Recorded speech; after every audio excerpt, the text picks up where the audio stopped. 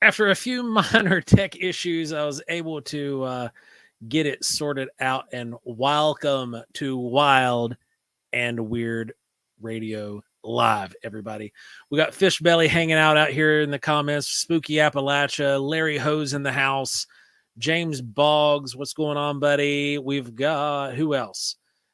Yeah, it's a little light because I didn't get the thing shared out in time to get the ball rolling, but here we are nonetheless. As you can see, I'm riding solo tonight, baby. I'm not sure if Brandon will be able to make it on with me. I know Ron is not going to be here tonight. Ron is actually out on vacation. So y'all are stuck with me tonight, boys and girls.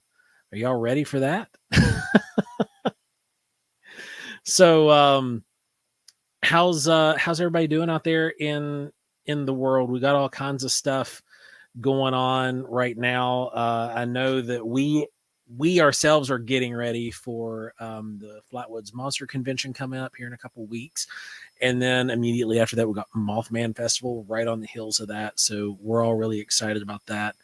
And then we've got what else we got going on? We've got the we're all over everywhere. We've got all kinds of stuff to cover here with you guys. I'm trying to get nope, that's the wrong one. Yeah, a little technical difficulties, like I said. Then all right, get everything set. Then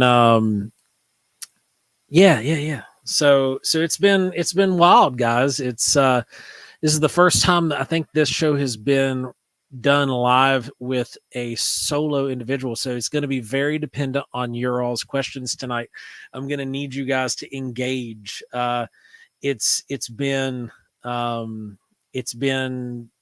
weird, man. Like this week, not having everybody here in the house to get everything going, but I've got some stuff to talk about with you guys just in case. So everybody, let's see. You guys can all hear me all right? Audio sounding good? Because I don't have anybody else to do an audio check with. Ada Cox, how you doing?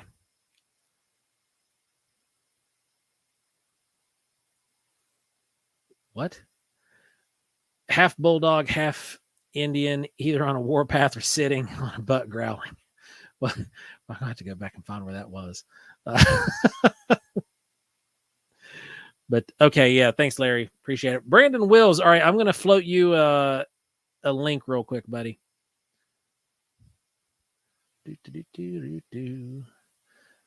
As you can see, we have our crap together on this show.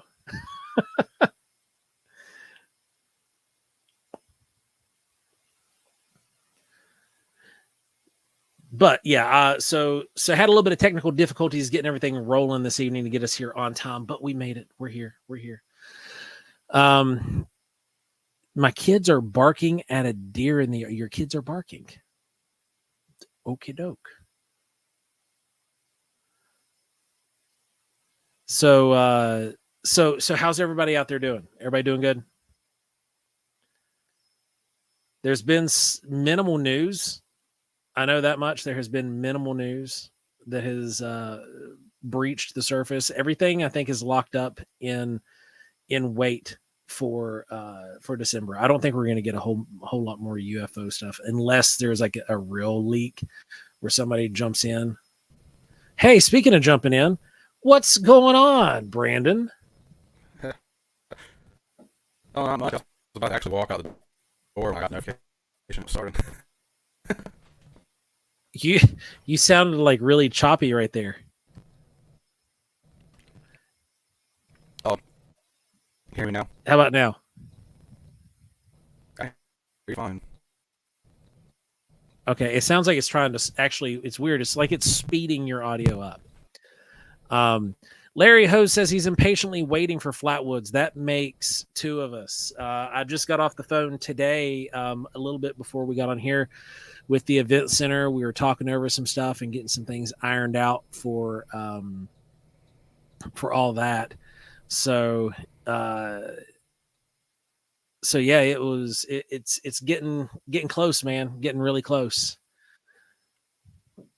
And Kelly just said that both the kids are saying hi to us.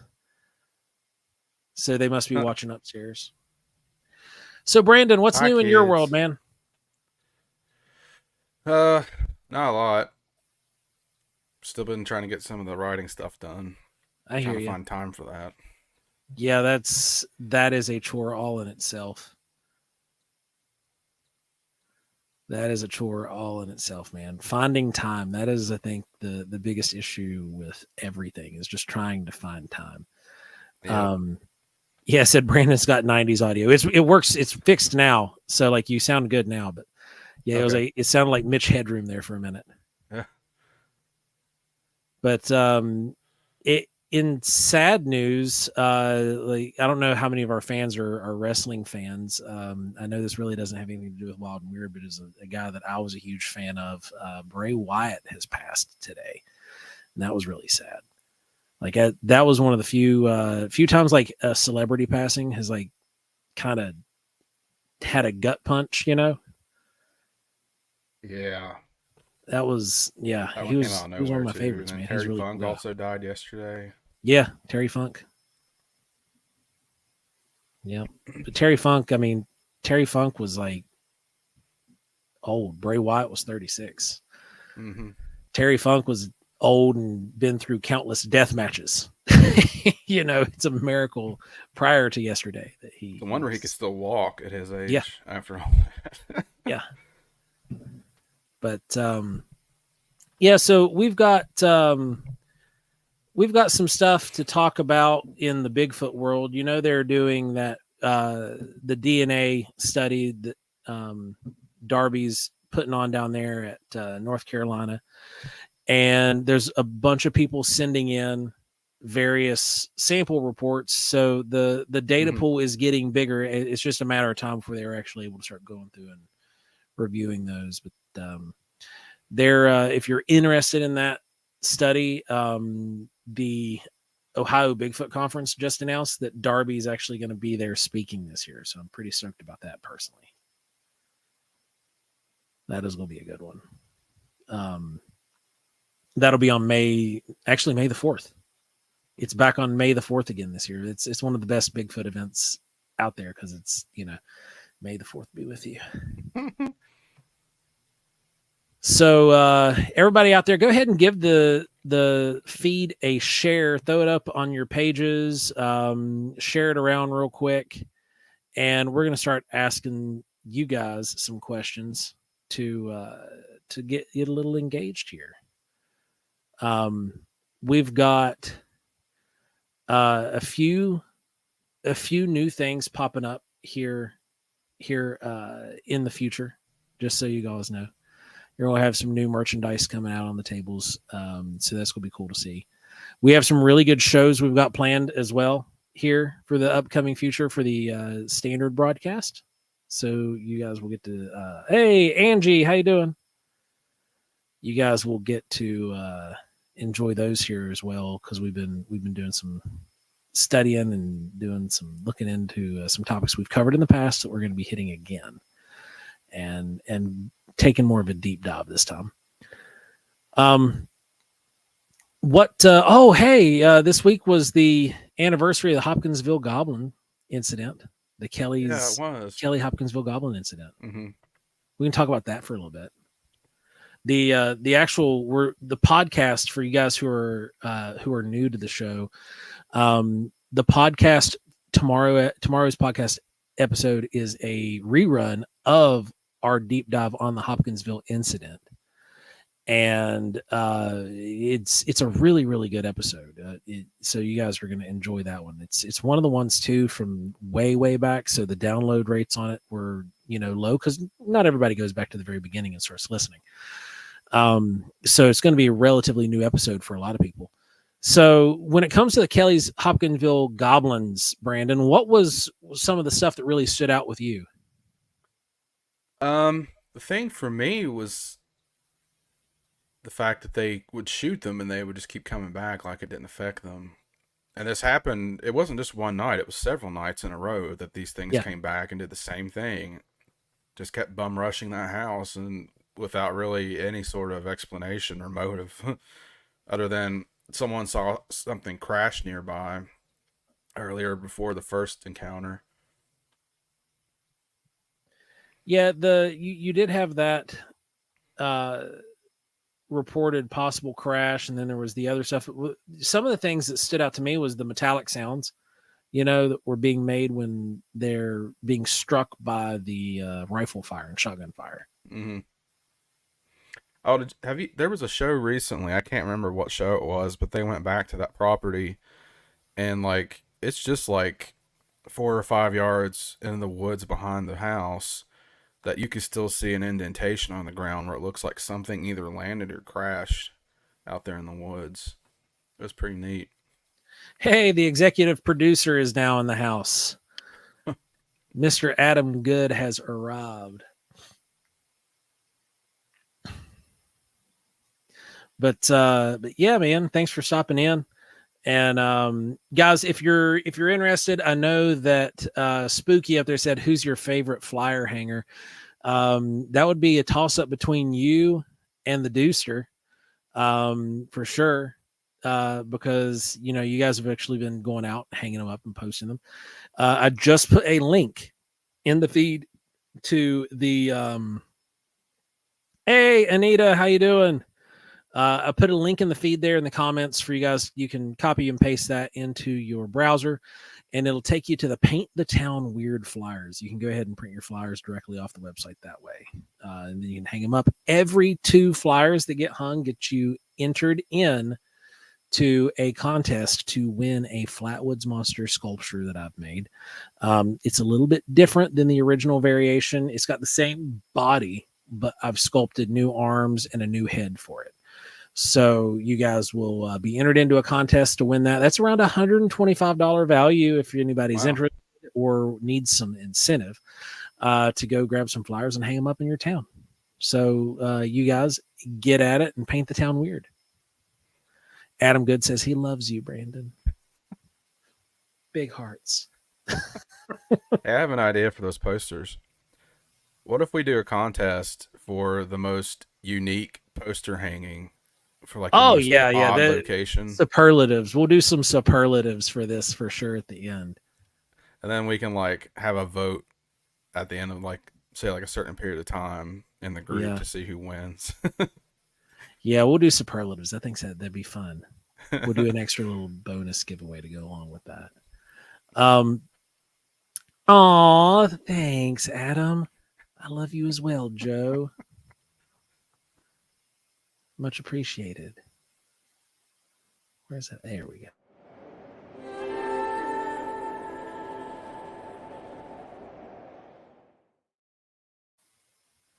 Yes, Anita, it did show your name. Hey, Lisa, how you doing? Good to have you back with us. Thanks for joining. As you can see, we're a man down. Ron's on vacation. It's just me and Brandon tonight. And Ron is out combing the beach, probably looking for UFOs through the thermal right now, if I know him. So it said, what's the flyers for? You're just hearing about this. It was the Flatwoods Monster Convention in Flatwoods, West Virginia. We're holding it at the Flatwoods Convention Center. It might as well be the Flatwoods Monster Convention Center after this.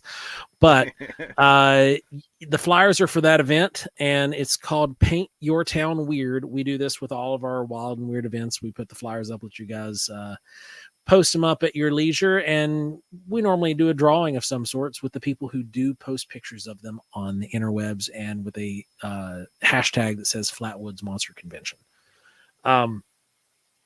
So back with the Hopkinsville Goblins, the depiction of these little guys was also really, really interesting because you had 3 individuals that went with the same sketch artist at 3 different times in different rooms, and all gave extremely similar descriptions.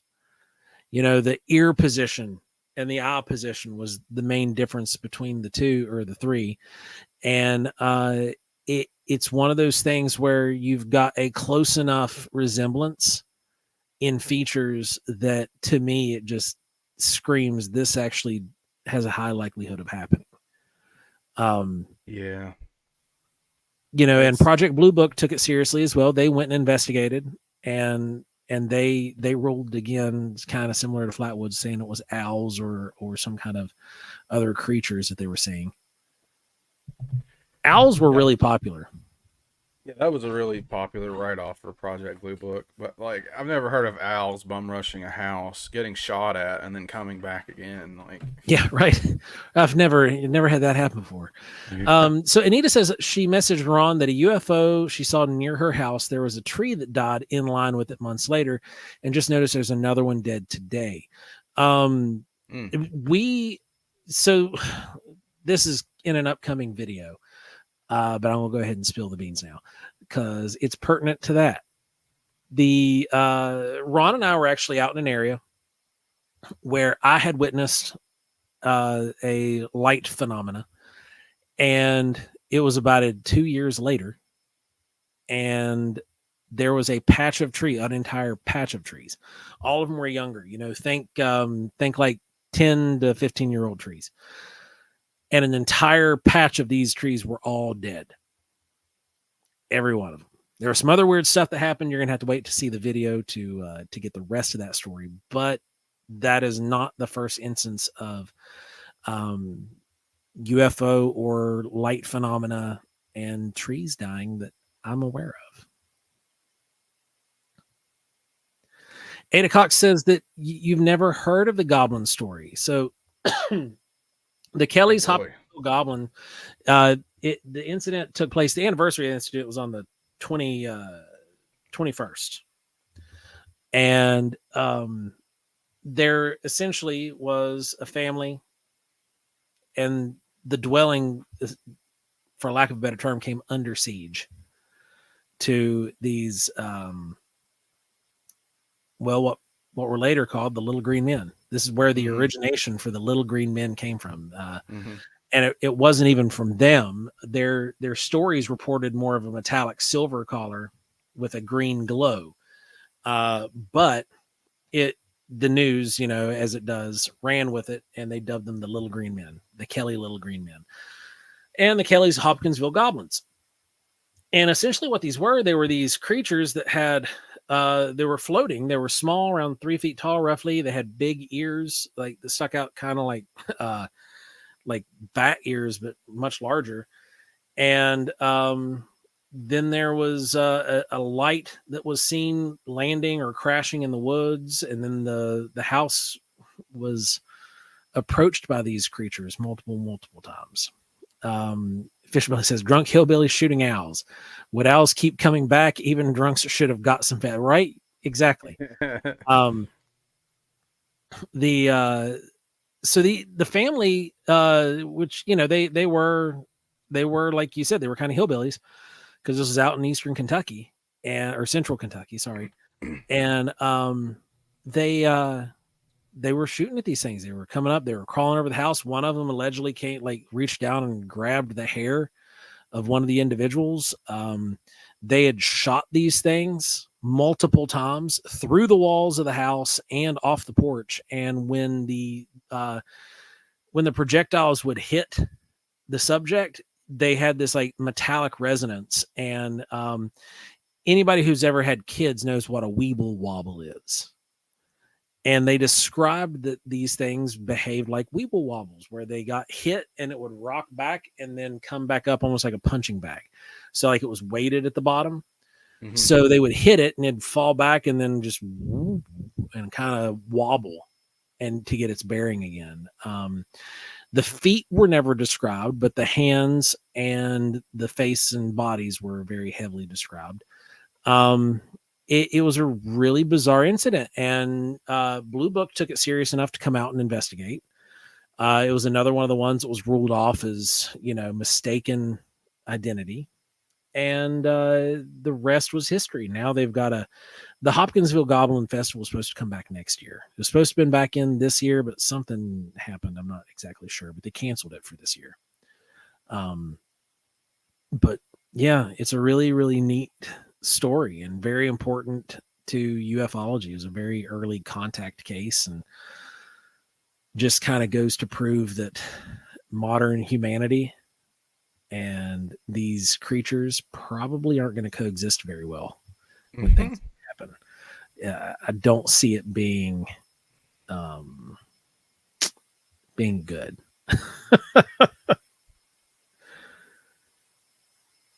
So Ada said the little men in silver suits with a green glow that floated. Yeah, that was pretty much the description there. And you can actually go and grab the book. The book is free. If you go to the recent, go to Amazon, look up the Hopkinsville Goblin incident. You'll find a book that has a bunch of different UFO stories in it. But then if you use that book title or go and find who authored it, use that author's name in a website, in a .com, and it'll take you to a free copy of the book. And you can look at not just their interviews that they had with the individuals, but you can look at other interviews that took place in the same region. Yeah, anytime. We always try to explain things as best as we can. Drinking has never caused me to hallucinate. Maybe some Dutch courage, but yeah, right. Yeah, I've never sat in like, you know what, that blue moon had something in it. I saw an 8-foot monkey. Never happened. Lisa says saw it on TV once, but can't remember what show it was on. I think it was on Unsolved Mysteries, and it was on. I don't think Monster Quest covered it, but there was a show that is very. Oh, what's the word? Infamous, I think, and that would be Hellier. Oh, yeah. Hellier is they actually initially started going after the goblins and then started going after everything but because it was an ADHD wonderland, in my opinion. I think that series is responsible for a lot of people thinking everything is demons now, because that's what that show concluded, basically. Yeah, it was a toss up between them and a bunch of other researchers, which is weird because they're occultists and practitioners, and Christians use that as a resource at times to say why things are demons and whatnot. And it's like, really? Is it really? Because that's going to be a show coming up, y'all, just in case you didn't know. We're going to throw our hat in the ring and talk about the whole fallen angels, Nephilim, and demons and all of that stuff. We're going to have that show, and it's going to get interesting. I'll tell you that you definitely want to listen to it, especially if you're new or you've seen a lot of this stuff online and you've heard a lot of people talking about it, but you're kind of like, what is going on here? Where should I... Is this legitimate? Who's saying this? Why is it being said? What's the actual, scrolls say, that kind of stuff? Then we're going to dive into it. It's going to be a fun one. Because we've stayed away from that one for a long time, because we really, honest to God, we try to stay away from a lot of the more spiritual, religious type topics with the show, because there's plenty of other shows out there that cover that have that kind of a bent. And even though I'm very open about my faith, and that I used to be a minister, and I'm no longer a minister, it doesn't mean that I'm not part of the faith, but it just means I'm no longer in a church ministering as a profession, I guess you would call it, or just I'm not assigned to a church in a pulpit anywhere. We're going to go over that stuff, because that was a very big area of interest for me for many, many, many years. And I've done a lot of study specifically in that topic. So it's going to be a fun show. It's going to be a really fun show. I still listen to Sasquatch Chronicles occasionally, but I usually skip past the part at the end where Wes always asks them what they think it is, because 50% of the time it's like, I think it was a Nephilim. It says in the Bible. I'm like, does it now? Where's that at, sir? Can you point that to me? And then they're never able to do it. Yeah. Then Yes, Anita, if you've gone back and listened to any of our backlog, what you said, demons are actually really rare. Yes, that is 100% fact, because a lot of people think that, and we're gonna talk about. I'm not gonna give too much away, but the a lot of people think that demons are doing a whole lot to try to influence us and to try to manipulate us into doing certain things all the time, when really we're just really, really, really good at being evil all by ourselves. We're also really good at being stupid and just causing our own mistakes.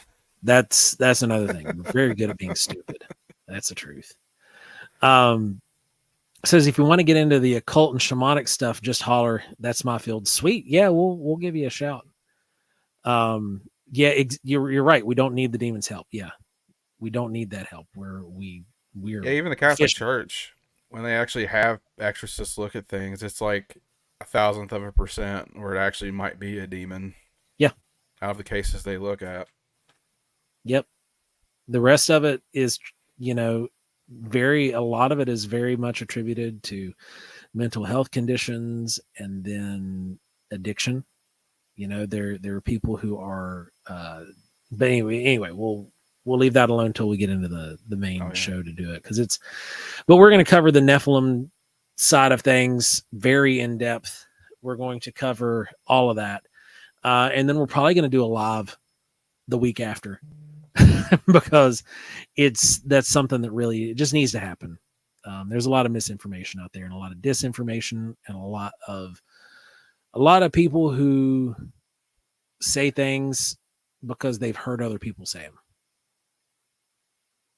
If that makes sense. You'll hear. Yeah, they just quote hot topic things off the internet that they read, and they don't actually research it themselves.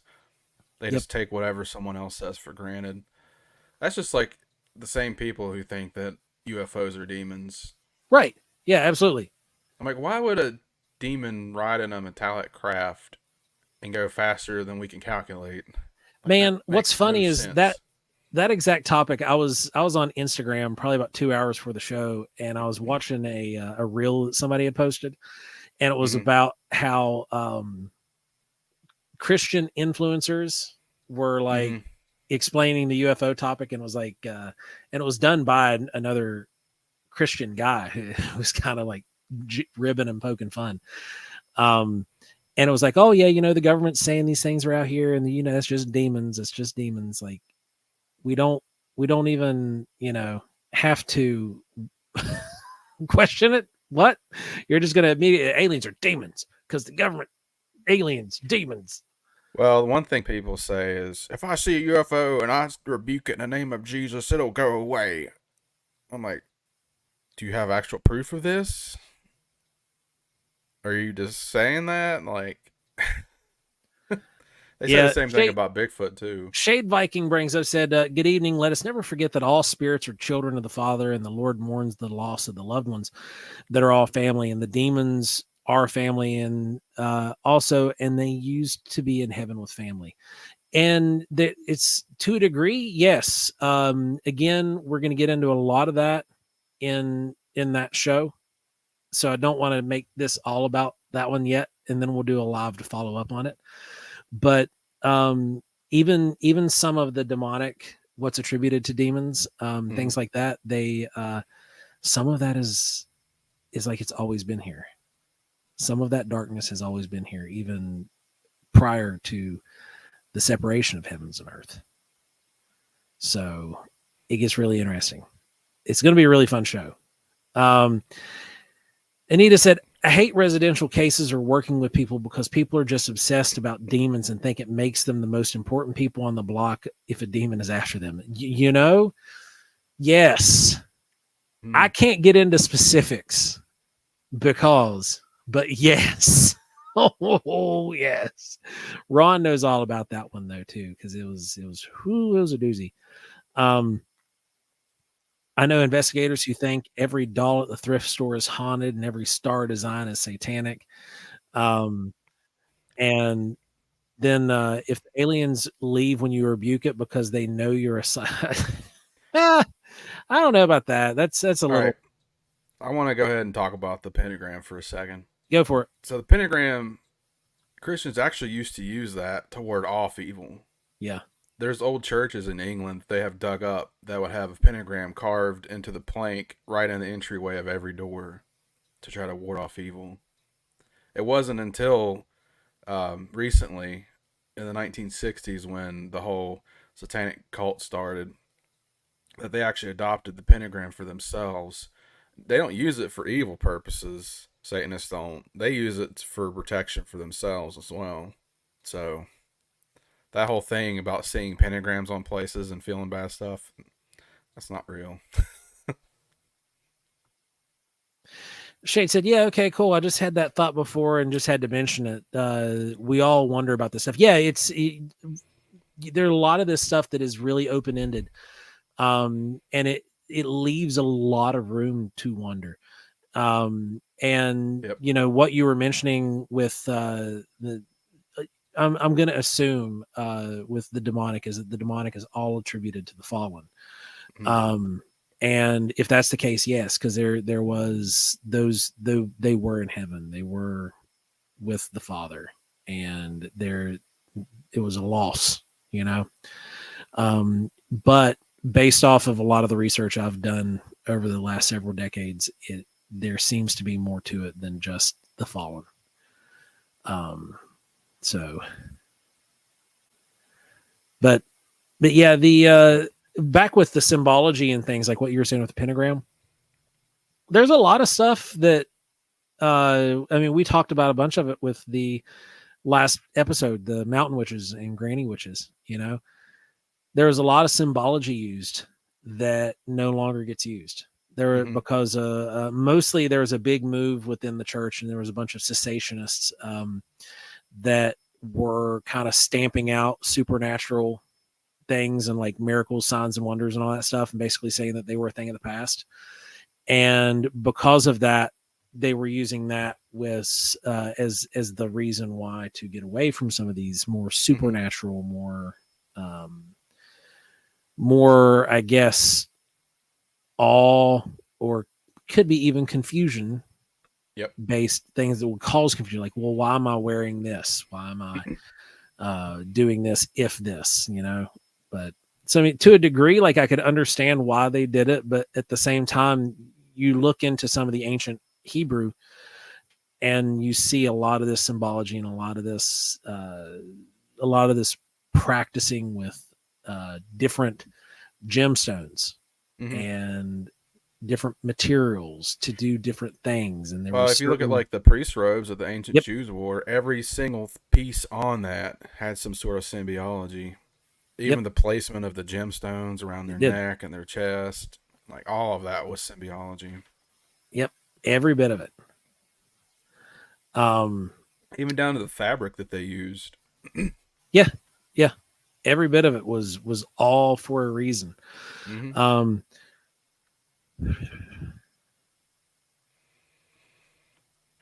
wanted to mention this during the Mountain Witch episode, but go for it. Such a cool story. So when Ronnie James Dio was a little kid, his granny would walk around and do this to ward off the evil eye. And that's where is so crazy, right? Go ahead, tell that whole story. So she was terrified of somebody cursing her with the evil eye. So if somebody even like looked at her wrong, she'd flick this to like ward off the evil eye. That's where Ronnie came up with this. Yeah. Ronnie is responsible for why every metalhead in the world does the fingers, and it was, it's not something that was used by an Italian family as to kind of ward off, not to be like, I worship the devil. You know, it was the opposite of that, actually. He used to do that during his performances. He would do that live. He'd shake it just like this, and people started mocking him, and that's how that became a thing. It is. Hey, thanks for joining us, man. We're glad you're here. We try our best to make it a good show. We try, but thank you. So, let's see. Oh, you guys are just talking to yourselves. it's man, it's so hard. It's so hard to not like, because I want to dive into it right now because it's a lot. And there's a lot of it happening. Like I've seen a lot of it today, just alone today. And like, that's why, but I'm going to just chew my tongue off and not dive too much into it. Otherwise the show's going to be ruined. We won't have the recorded show. We're just going to have the live version. But guys, so like, what are some things that you all have seen here recently that has been interesting to you? Whether it be a sighting report or some kind of anomalous activity that you yourself have experienced. I know Anita shared one about seeing a UFO and then having the trees around start to die off. Anybody else? That's why I think Tunguska might have been an actual UFO thing because of the way that the trees were. And like, if that was a meteor exploding in the atmosphere, then there should have been pieces of it all over Russia, all over Siberia. As far as I know of, I don't think any piece of meteor was recovered. Ada Cox.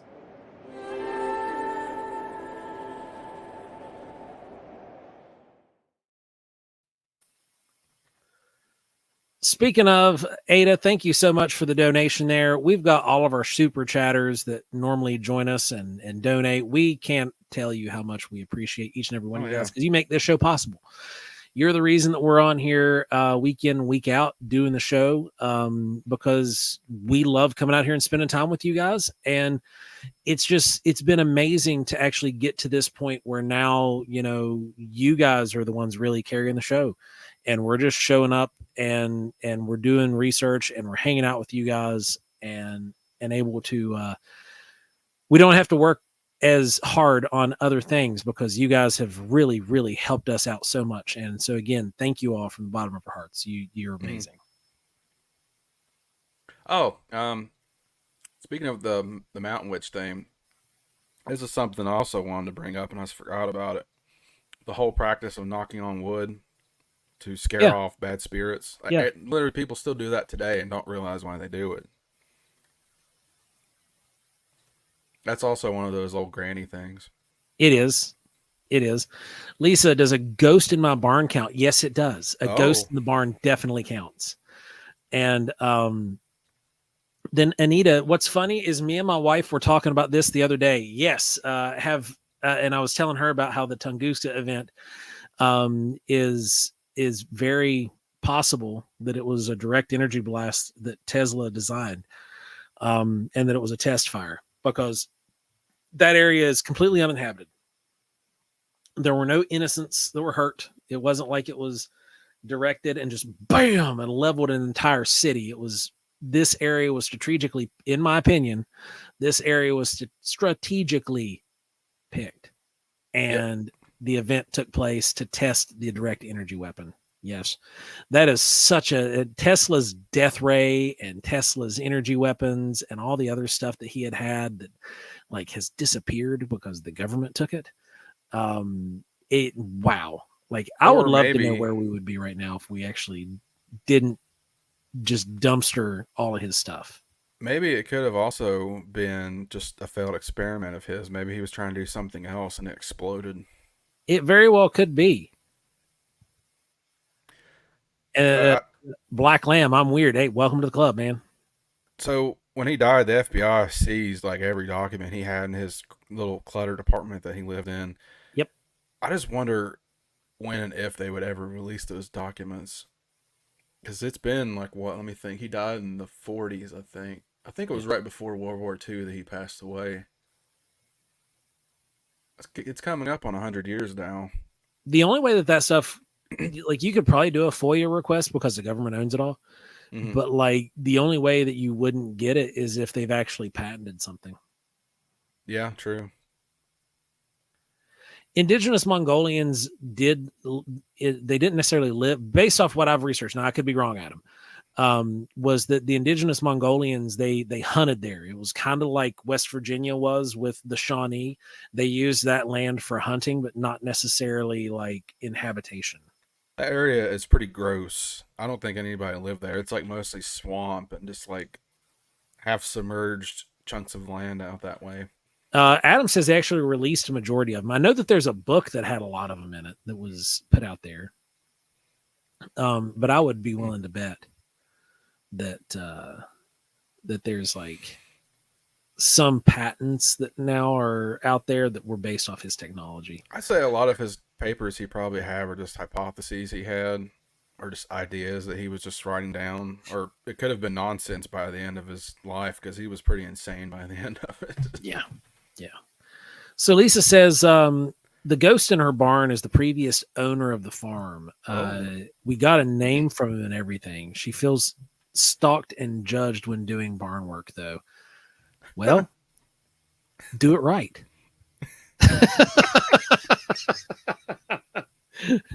Do it right. So ask him if you've gotten a name and all that stuff through EVP sessions or anything else. Like ask him how he would rather you do the barn work.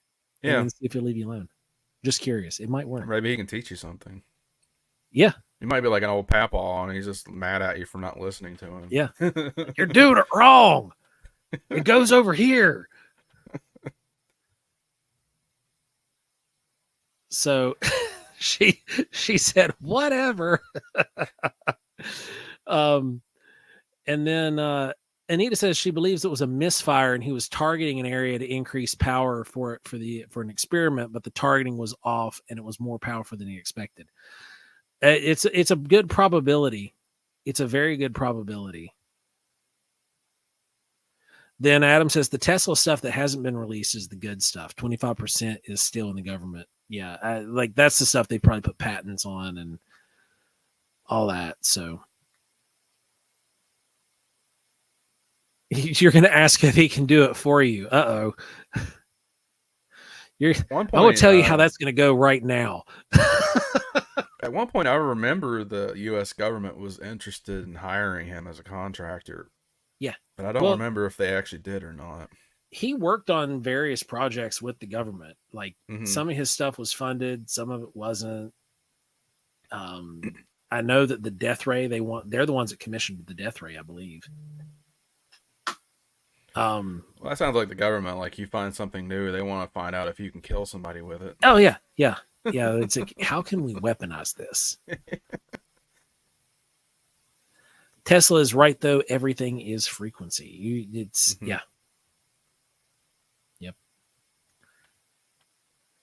So, Lisa, what I think is going to happen when you ask him to do it for you is you're going to get a very grandpa, old farmhand response. So just brace yourself for that. It says, heading out, guys. Awesome show as always. Catch you next time. Absolutely. We'll see you out there. The anti-life equation. Our ghosts scared out of a repairman who wouldn't listen to me about a repair. Okay. Tell us about it. Good on him. Yeah, thanks, Lisa. Thanks for hanging out with us. We appreciate you guys all stopping in, hanging out. So I'll give you guys, while we're waiting, I'll give you guys a tidbit here. Ron has captured a couple good videos with thermal. And one was just a visual. Oh, excuse me. I only slept a couple hours last night. It was a rough night, so I'm a little tired. But yeah, man, Ron captured some good video. He sent it to me, I think it was last night or night before. And I was looking at some of it. It's pretty interesting indeed. Got some really good bird footage too. So we can add that to the data pool. We've got some really good bird flight with thermal. Oh, if you want to talk about some news, we can talk about the conspiracy theories floating around about the leader of the Wagner group randomly dying in a plane crash. Yes. Yeah, that happened. What was that, Monday or Tuesday? I think so.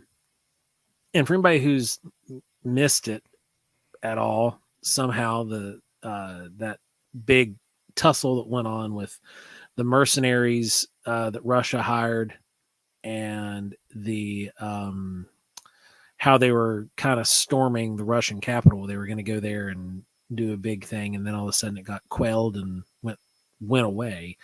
Oh The yeah, they were leader of coming that right group, up on the Kremlin. They were yeah, not far at all from storming the Kremlin.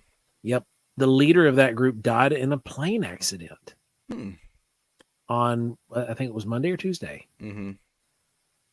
I mean, it's almost like he shot himself in the back of the head. You know, that sound familiar? He got shot 3 times in the back. He committed suicide.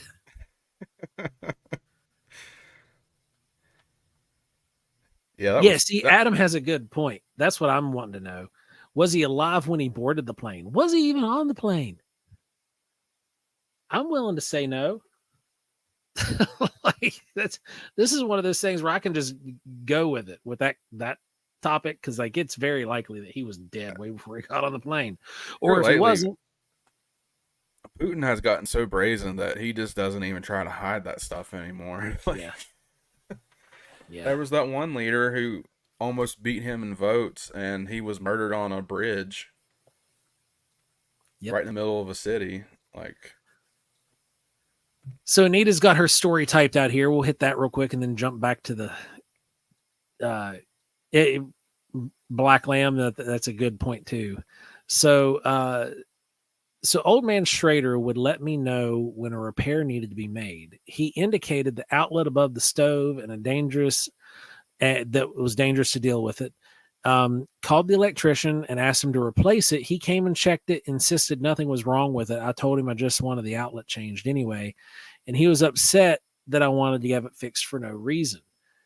So he demanded that, and I explained exactly why I wanted the job done. So I sighed and told him the house was haunted and the ghost indicated it was a problem.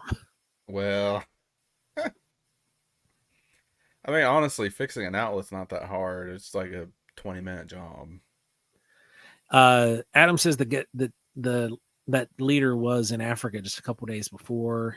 The repairman started to argue, and 4-inch blast of white sparkler sparks shot out of the socket. That'll do it. That'll do it. I think that proved it. Pat, you missed. Well, for starters, you missed an entire episode.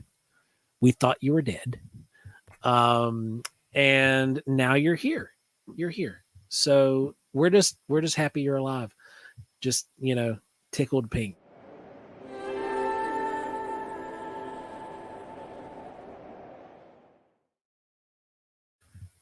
The Sky Daddy is pleased. So he went white and said he would fix it. I mean, I would too. You're sitting there trying to argue with somebody, and then they tell you a ghost told you it was about to blow, and you're like, I don't want to fix it. And then all of a sudden, it blows. Yeah, I think I'd go ahead and fix it because I wouldn't want that following me home. But Pat, we've just been covering some random stuff. Ron's on vacation, and it's been kind of just a all-out kind of show. Then Larry, may he always bless us. Yes. It is a Sky Daddy Matthew McConaughey miracle. I swear, I need like a t-shirt. I'm going to start drawing a t-shirt. We're going to get it done. So anybody else got any cool stories, any weird happenings? Sorry you've been communicating with Sky. It's okay. We forgive you. You're absolved. And okay, 8 o'clock says, I have a question. Have Ron and you been to the TNT area where the Mothman is said to be? Well, the Mothman doesn't reside there now. The Mothman was just witnessed there. I used to go fishing there at least once a week for like 7 years.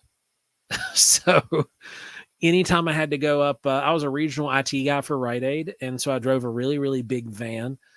And anytime that I had to go to Point Pleasant to do anything, I always went by the TNT. If the weather was good, I'd always go by the TNT area and go fishing. So spent a lot of time there. Actually have some fragments of the TNT bunker that exploded. One of them back there. Hey, Mothman's here. We got Ron in the house now. So it's Mottith Man, the Mottith Man. But but yeah. So the TNT area is really interesting area. We've never had any strange things that we've been able to record. However, we did get paced out one time, which was more Bigfoot like than Mothman. Pat still need to get out to the dude.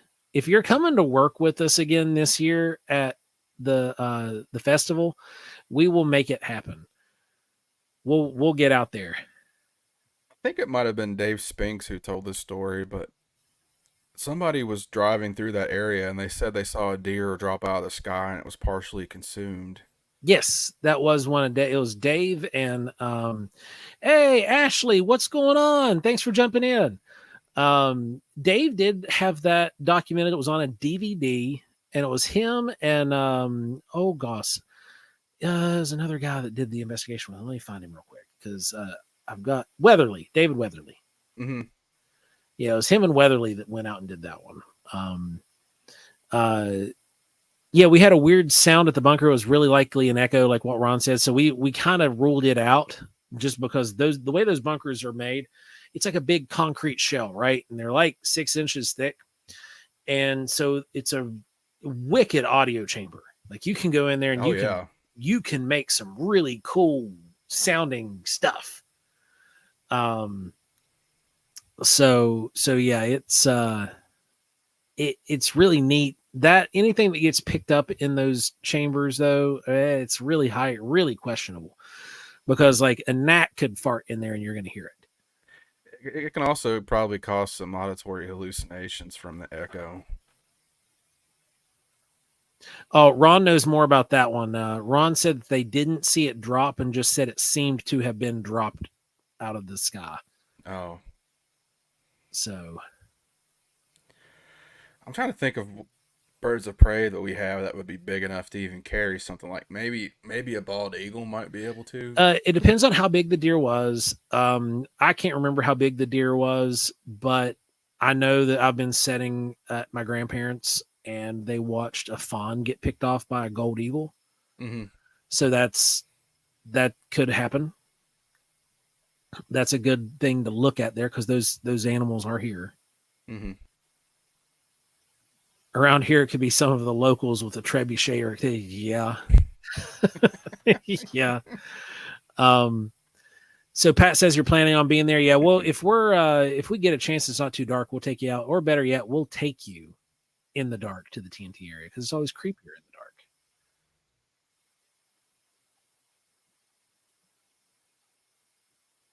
Yeah, it only needs to be able to carry half the deer. Yeah.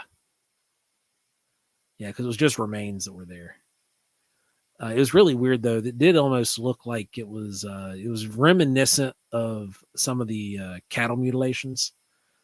Like it was a lot of, it almost looked like cut. Like it was interesting.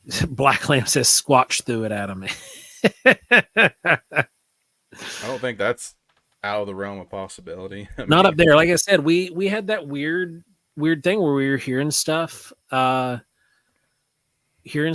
of just moving in the brush across the pond from us. So, and there have been there's stuff from the BFRO not far from there either. Oh, Ron's wanting to do it. Yeah, we'll do it. We'll do a Mothman workshop. Why not? Who wants to do a Mothman workshop? We'll do it. Obviously, we're going to do it after. We got to do it after everything dies off. So we might do it in the spring, maybe. We can actually do a paranormal workshop up there at the TNT bunkers. Yeah, I'm saying it's happening right now. Are you just trying to guarantee a Mothman sighting? Maybe. I doubt it. I hope not. But knowing the track records of our workshops, something's gonna happen. But yeah, let's do it. Let's do it. We'll set it up. And Adam Good, we love you, buddy.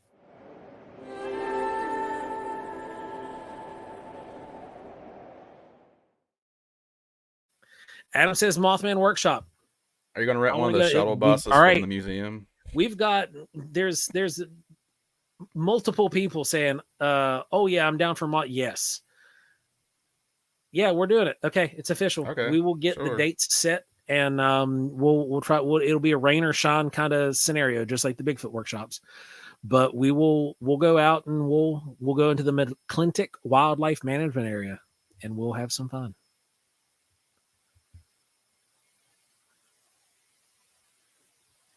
Needs an audience that's prone for a revelation. Yeah, we'll make it happen. So Anita says, in college, Virginia Tech, the engineering students created a pumpkin launcher using industrial rubber bands fired out a window.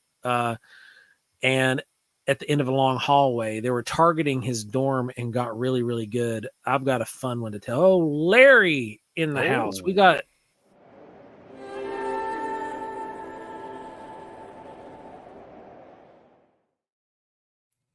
special thanks to everybody who donates.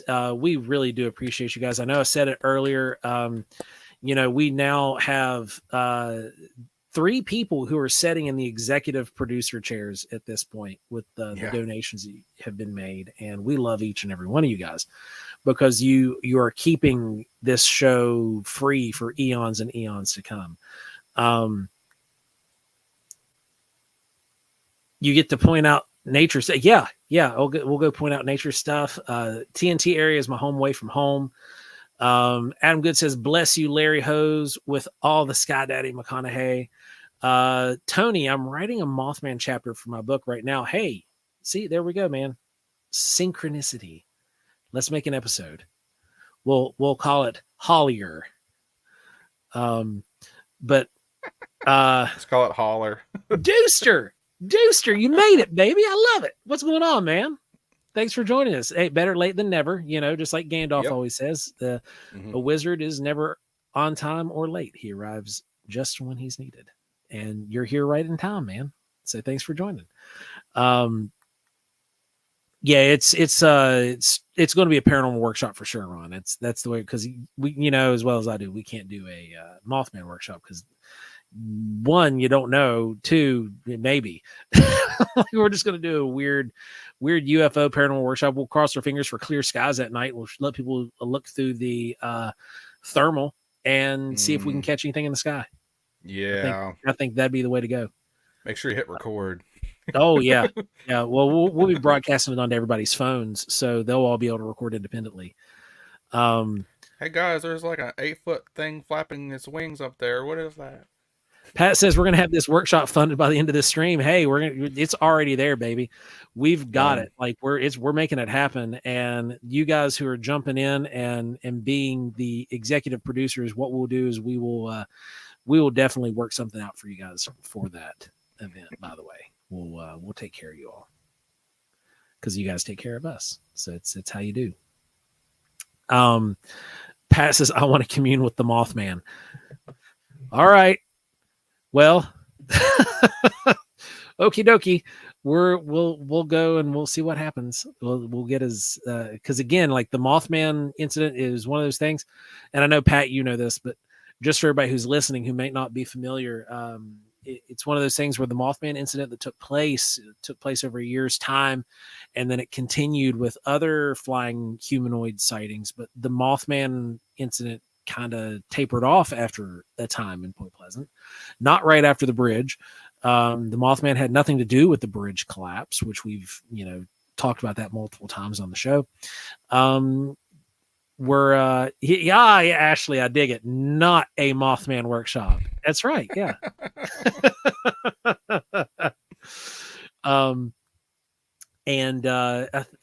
That it was this. I don't want to call it an isolated event because there have been other flying humanoids seen elsewhere.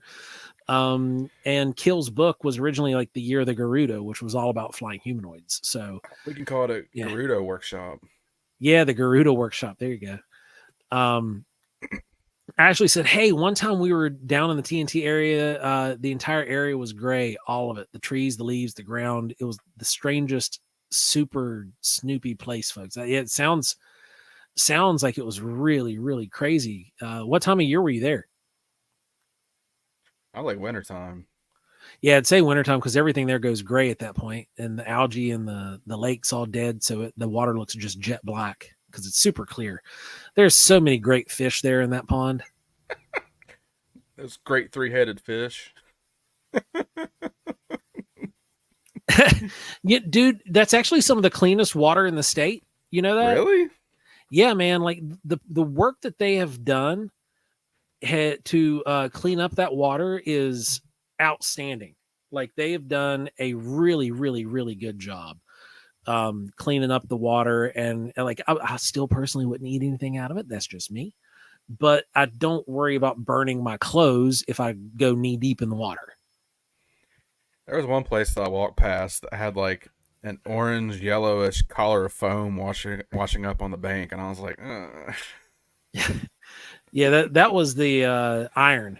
That was that's the I, iron and stuff coming out of it's the it's ferrous still kind of material like coming out making of me be leaves. like, ugh. Um, Ashley says she'll take credit for calling it spoopy because it's spoopy season.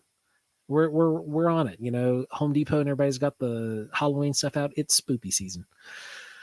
Can we feed the not the Mothman, not pepperoni? Yeah, we can. We'll have pepperoni rolls for that one, sure. Don't forget to bring your Mountain Dew as an offering, also. Yeah, absolutely.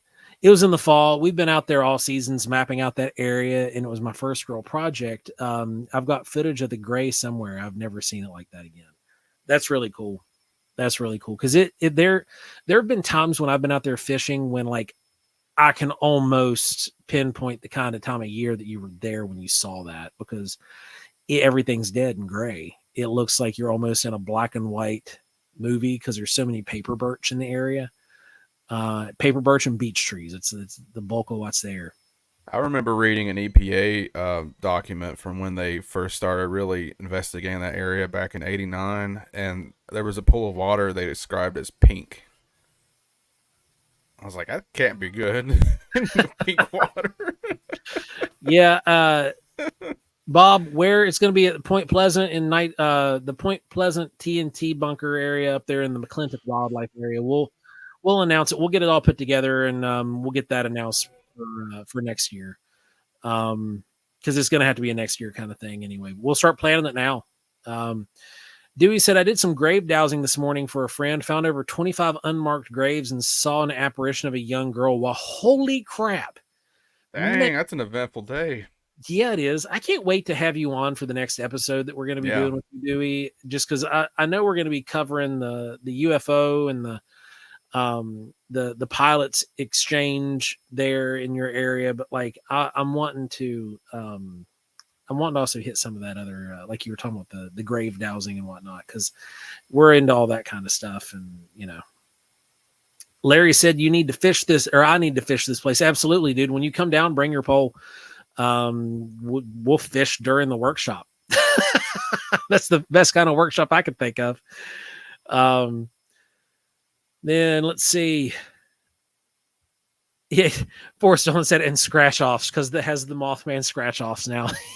We'll bring pepperoni rolls and scratch offs as an offering. Marble Reds. Oh man, that sounds cool. Of course it's cool. Look at the people doing it. I think that automatically makes it less cool, but we'll roll with it.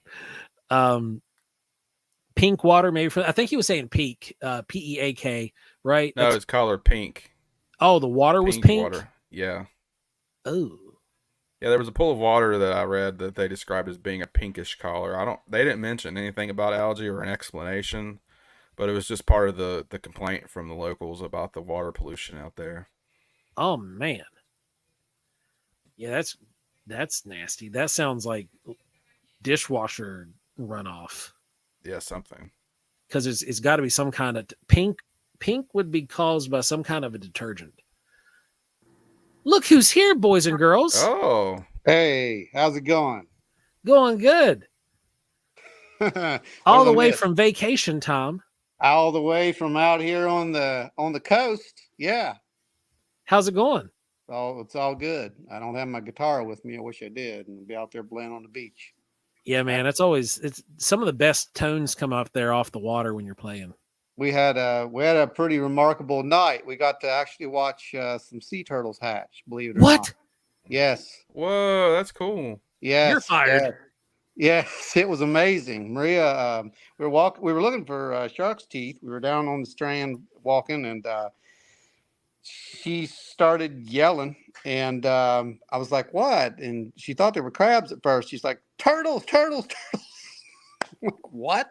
And yeah, turtles. So we're about I don't know, we're probably about 100 yards, 200 yards, something like that from them. You could see them all down the beach hatching out, Wow. making their run. It was just like off National Geographic, man. Except Wow. for there My wasn't soul any. would have left my body. I think it did hers. I'm pretty Like sure that it is a did. dream of mine, and I lived at the beach, Well, man. I got it on video. That is so Oh. cool. So yeah, you can see them. They're making the run. It's pretty amazing to actually see in person that they actually run that far. Yeah. I was like, I'm waiting for David Attenborough to be voicing over, but it didn't happen. Dude, know? that is freaking awesome. It was cool, man. It was really really cool. It's this time of year that they hatch out. Yeah. It's always between like the 15th and the 25th that they really start popping out at the beaches. Yeah, yeah. In particularly down there where you guys are. You know, we normally would go to Savannah and we always missed it by a couple days. Yeah. But yeah, it was man. very impressive. I mean, I was very impressed with it. Let's just put it that way. So that is awesome. it was pretty cool, man. Ashley Hilt saying not a Mothman workshop fish fry. Hey, let's let's do it. But we'll go get fish fry from somewhere else. We'll get the fish elsewhere. You guys are great. That's awesome. Just lost my video. I'm not sure how this works. Oh no, you're still here. We see you. I know. I can't see you guys, but yeah. But I can see the comments. Kelly says Joe officially hates you. Yes, yes. Like I'm so. Yeah, Kelly says Rowan says hi, Uncle Ron. Hey, buddy, how's it going? Um, Greetings from the coast. Man, that is so stinking cool, dude. I'm so envious. Everybody's saying hi, Ron. Hey guys, how's it going? But yeah, man, that's so cool. I was telling them earlier in the show about some of the clips you sent me, and they'll hopefully get to see those here in the next couple of months once we get. Well, I just caught a new one, and it's actual video, and it was pretty bright. And we checked the satellite app. No satellite, and ISS was over Africa, so not ISS. So right on. Yeah, I don't know what it was, but Good deal. yeah. It's out there, whatever they are. So I'm pretty sure we might be able to get to see some of those up there too, if it's a nice, clear I tell night. you what it is. You've been seeing demons. Right. Yeah. Just shout Jesus and they'll go away. They really don't, but you can go out there and scream Jesus all you want. You might, I don't know, you might change some people's lives, and you might not. So doesn't matter to me. You might scare away the sea turtles, but. Yeah, I'm not going to do that. That would be bad. That'd be bad. Oh my gosh, was it Tic Tac shaped? No, it was just a star, a very really bright star, and it was moving. It was moving east, actually. Yeah, it's moving east. Pretty fast, actually. Good deal. Mm-hmm. Man, I still can't believe you caught the turtles. That's Yeah, it's pretty cool, man. That is awesome. I like how you're more interested in the turtles than the possible UFO that he saw. Oh, dude, like the turtles are way more rare, Brandon. I am like turtle nuts, dude. Turtles are way more rare, buddy. I'm so envious. That's too cool. Anyway, so now that you're on here, we'll make it official. The paranormal workshop will take place in the McClintock Wildlife Area. Yeah, well, we'll have to figure out, what all we can do to get in there. I don't know if you have to have some kind of. It's just permit, same as what we get elsewhere. Oh, okay. Same old thing. It's a wildlife management area, and with me being DNR, we'll have it. We'll get it done. That'll be awesome. Yep. Ashley said, that's what I was saying. Ron's like, yeah, I seen a UFO, and Joe's like, turtles. Yes, exactly. Like, it reminds me of that Turtle Kid video. I like turtles. So I do. I absolutely love turtles. They've been my favorite animal since I was little. and I still have pet turtles, and then my son loves turtles too. We have a Eastern box, 2 different Eastern boxes that live like right in our backyard, and they really don't leave. Kelly just says Joe is the turtle kid. Yeah, there you go. But Well, it made up for it, because when I got here, I was walking the beach and I found a dead one. And I reported to the turtle people, and they're like, "Oh, he probably just hatched out." And I'm thinking, well, if he hatched out, he was either a late one or he was an early one. And I'm thinking he might have been an early one. Yeah. At this, because it was about the same area that we saw these hatching. So pretty awesome. That is so cool. It's pretty awesome. So what are you guys? You're all going to be excited about this paranormal workshop we're going to throw, right? I mean, that's what we're seeing. I seeing like that's what we're seeing so far, man. Everybody's amped up about that one. So I like it. I think it's going to be a good one. It's a good place to have the paranormal workshop too. I know we were talking about it for a while. So it'll be paranormal / UFO workshops. What we're going to do on this one then. Yep. Because we're going to get some weird stuff out there. Let's be real. Yeah, absolutely. Yeah. You're going to take this many people out there, and yeah, you're going to take that many people out there who's possible experiencers. You're going to get some weird stuff probably. You are. I'm excited to do this one. I think this will be really fun. Oh, Ryan, local here, watching for about a couple years now, and I figured it was a good time to pay back all the entertainment you got. Holy crap, man! Oh wow, thanks, Ryan. We really appreciate that, dude. Like it really means a lot.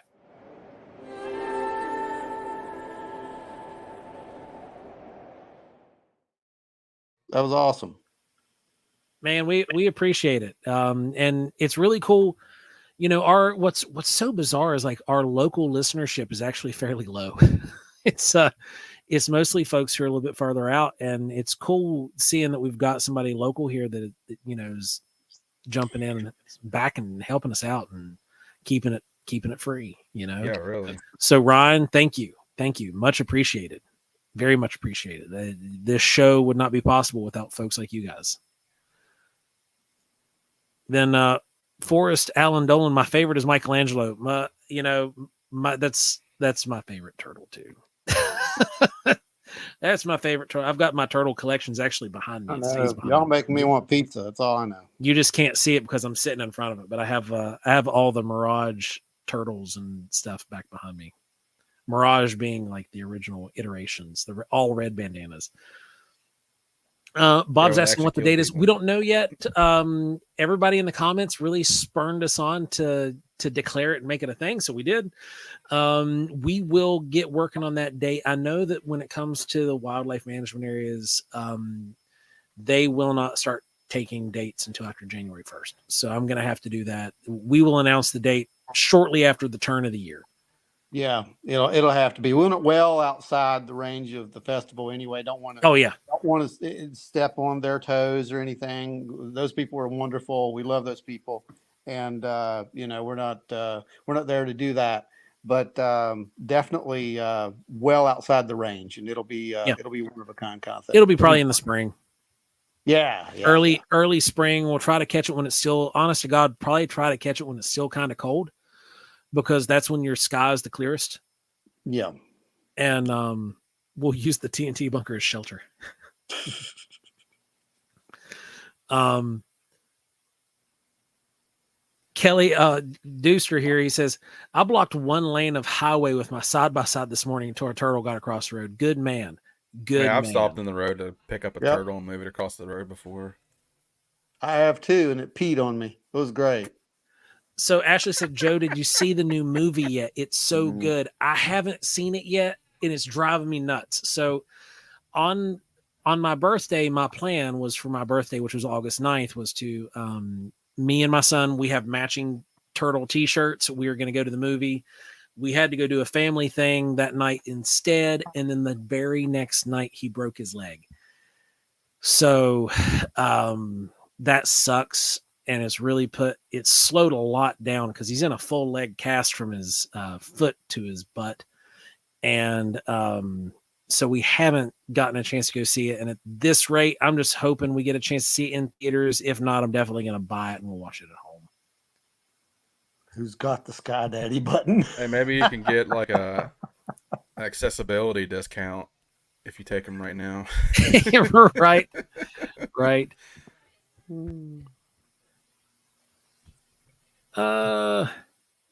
Who's got the Sky Daddy button? That'd be me, Betty. That's why you've seen him so often. Everybody's summoning the Sky Daddy.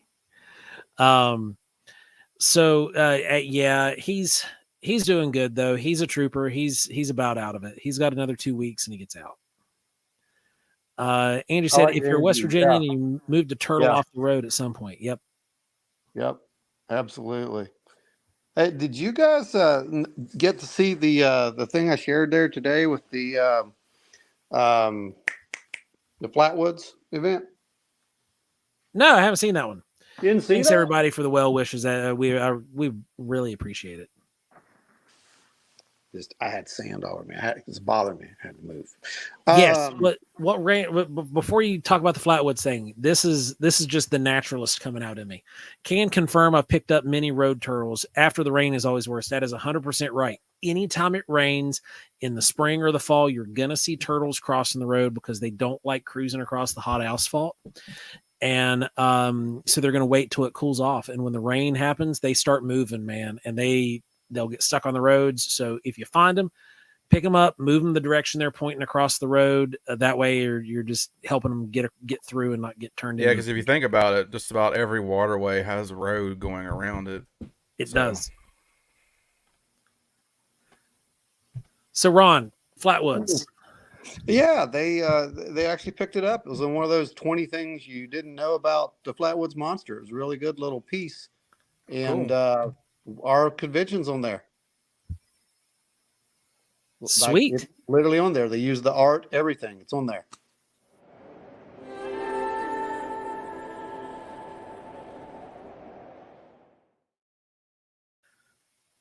Yeah, I guess that deserved it, right? It does. That's Sky Daddy worthy right there. No, that's Sky Daddy worthy.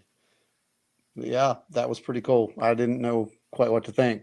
Stan had sent that to me. I was like, wait a minute, I hadn't seen this yet. That is awesome. That's really cool. That pretty cool. Gets seen by a lot of people.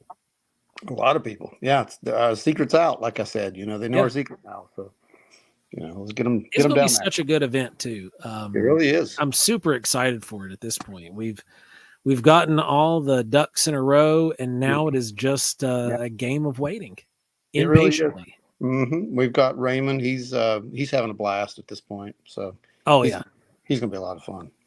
I can't wait to hear him. It's going to be the first time, I think, at one of our events that I'm ever going to get a chance to actually poke my head in and listen. Right. Not that like I didn't want to listen to anybody in the past, but like I'm going to make it a point to actually break away and not do something while he's speaking. Yep. I mean, he has a really professional. What's great about Ray is he's funny, but he's very professional. I mean, he walks that border where you don't have to be, this strict, just to the grind kind of researcher. He knows when to laugh and when to have fun. He does. I really like that. That's what it's like what we do. It's really nice, and that is refreshing.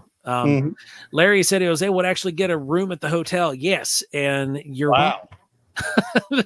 We had some rooms still on lock, and we unlocked them so that way they were available to the public. I spoke with the convention center earlier today. There are still a few rooms. There is not very many. So if you are still wanting to come to Flatwoods and you're wanting a room for Flatwoods at the convention center, get here now because they're booked up. They're going to go fast. Because it was just a handful of rooms that was available. Yeah, it's going to be a pretty amazing event, I think. I'm still over here playing with this thing. I'm trying to figure out how to get back to video, and I can't figure it out. Chat with everyone in the studio. But yeah, guys. So I think the biggest thing that Ron just deleted himself.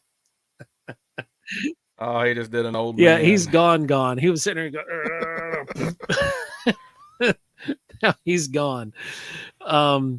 It's like watching my dad FaceTime. So Bob says, what's the date for the Flatwoods Monster Convention? Is September the 9th in Flatwoods, West Virginia. It's at the Flatwoods Convention Center.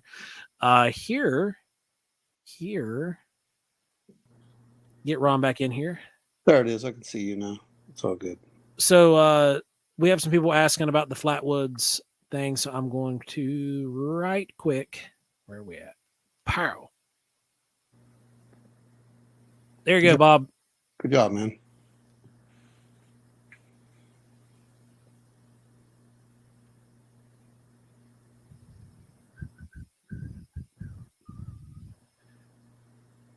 And the vendors, of course, don't forget them. Oh, of course. Yeah, we've got a ton of amazing vendors who are going to be there. They may be on your call up. I don't know if they are or not. You can see if they're loaded. I'm not sure. Let's see. I thought I had one that had the vendors, but maybe not. I'm not seeing it. Yeah, may not have it. Yeah, I just see the horizontal ad and the steel. Okay. We don't have the guest one on there either, do we? I do have this one. Oh yeah, there you go. There's speakers. Yeah, Yep. yeah, that works. So there's your speakers. You got Zamansky, Stan Gordon, Adam, and Dave Spinks. Andrew. I don't know why I called him Adam. I don't know. It's Andrew. Good grief. Yeah. I mean, Adam would probably speak too if we let him. But Yeah. What's the price for a hotel room? Wanted to say like $125 a night is what they were at the standard guest price. I'm sure. wanting to say that's what they are. Yeah, I'm not sure what they are now.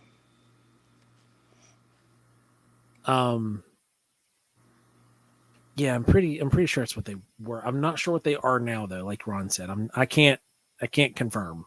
Yeah, what the price is, but I can confirm or deny.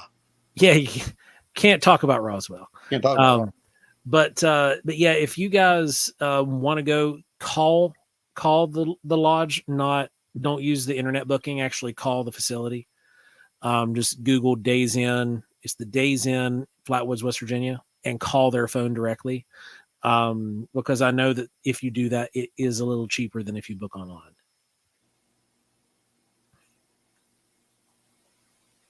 So, let's see. Guys, this has been a fun one. You guys are great. So what are some things that we would wind up doing, Ron, at the McClintock Wildlife Center for the paranormal, just to give them a taste of what we would be diving into? Because obviously, I would think it would be a really good place for us to use some of our equipment. Yeah.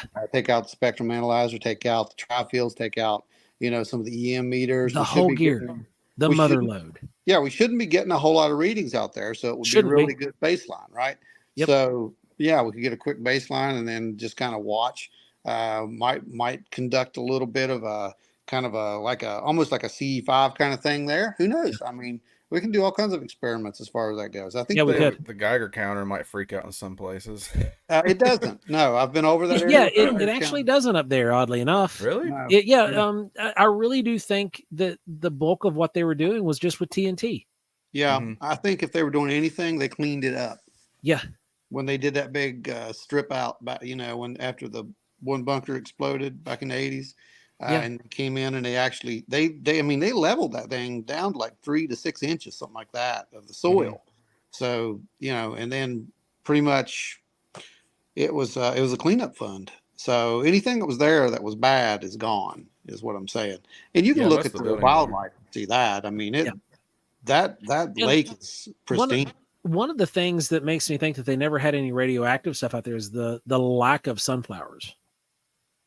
Yeah. The government is really prone to planting sunflowers in places because sunflowers are one of those plants that actually can pull out heavy metals and radiation out of the ground and make the area more habitable.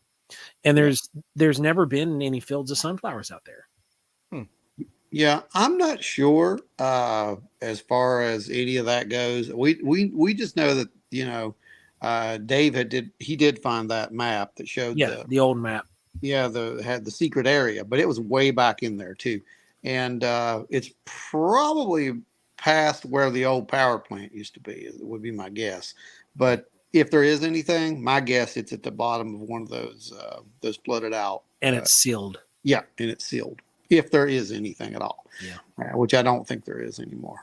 That's my guess. But I have been over that area with the Geiger, and there's nothing. It's just background radiation. So, is it true that there's catacombs under Huntington? I've heard from several local sources. I lived in Huntington for 10 years, and there are openings along the river that go back in, but they look like they were old sewer drains back when the city used to run everything straight underground before we had tunnels municipal sewage under the street where Keith Albee Theater is. All those old buildings down there are connected by tunnels. Yeah, they are. And there's a couple old shelters there too. Mm-hmm. But Third Avenue and Fourth Avenue is where the majority of those big spaces are. I don't know if I'd necessarily call them catacombs, but they're definitely underground spaces that were purposefully put there. Yeah, back in the day, they used them to deliver goods easily between the businesses, and then they also used it for running illegal booze back in the day. Yeah, speakeasies. It says, no, this is under Pullman Square. Now, I haven't heard anything down that far down the river. I do know all that used to be train. Yes. Area there, so who knows? It's possible. And could have been old storage for the train company, right? Could have been a lot of stuff in there. Yeah, there was an old train yard there that backed up to one of the steel factories. So the Pullman Square area, like I lived in the old Emmons, which was the apartment building that burnt down, and when there was nothing under it, everything that was underground was like behind it, like a block behind it or half a block behind it, and then half a block down. So if you think where Applebee's currently sits in Huntington, if it's still there, I don't even know if Applebee's still there in downtown Huntington, but where Applebee's was, you go down a couple blocks towards the university, and that's where you start getting in, seeing those. But everything down below Pullman and all that, you're starting to get into more just traditional riverbank. Tennessee is giving away free milkweed seed to help feed the monarch butterflies. That's really cool. That's cool. Pat brings up Teresa would know. I heard there were some tunnels under the Keith Albee. Yeah. The tunnels I know for sure went from the Keith Albee all the way up to where I don't know what it's called now, but there used to be a bar because I'm old. There's a bar there called C&O. Mm-hmm. And the tunnels went all the way underneath there. Oh, wow. Yeah, I bet they ran a lot of liquor back in the Prohibition days. Oh yeah. Especially around the river there. Yeah. Yeah. Yep. Guarantee it. Adam Good to send us a bunch of. Anita said send seeds. Adam Good says UFOs dropping seeds. That's what that is. Yeah. It's Huntington has a lot of really cool stuff. Mm-hmm. And you guys might want to keep your eyes on Huntington next year. Just saying. A lot of the cool stuff has been bulldozed, though. Yeah, a lot of the stuff's been bulldozed and rebuilt. A lot of it's go right across the train tracks in Marshall. Like that whole area used to be full of Indian mounds back in the day. Yeah. Oh, 100%. Yeah. Mm-hmm. Yeah. Yeah, all the way back up onto the Cemetery Hill. There's actually one still back in the cemetery. I actually got some research material while I was down here. Here it is. Let you see it. Got a new book. If you can see it or not. Oh, cool. Sweet. Well, what's really good about it is the guy who wrote this. He's one of the locals, and it's pretty much talking about the demise of the natives in this area. Mm-hmm. But if you notice the picture, that demise happened about 10,000 years ago. Yeah. Ooh. So yeah, this is some really good stuff. So literally, you can go out to the beach here. In fact, we did today. We were down by Botany Bay today, and there was a pottery washed up.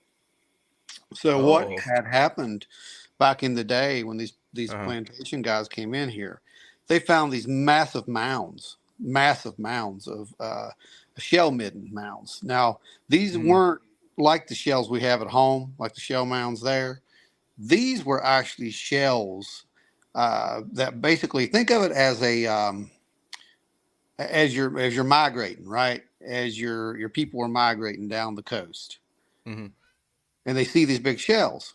Well, this is good eating. You come here, you eat. So that's what they were doing. They were eating, and then as you ate, you left the shells. So the higher it got, the more you could tell, hey, this is a good area to eat in, Yeah. as you're Mhm. traveling. And that's what they were. But they also had actual, pretty much like cities that were there, and a lot of clay and pottery and whatnot. And when the plantation owners eventually came in, they just leveled all that, plowed it under, and you still find these big chunks of pottery, like huge chunks of pottery that are just washing up along, Oh, that's awesome.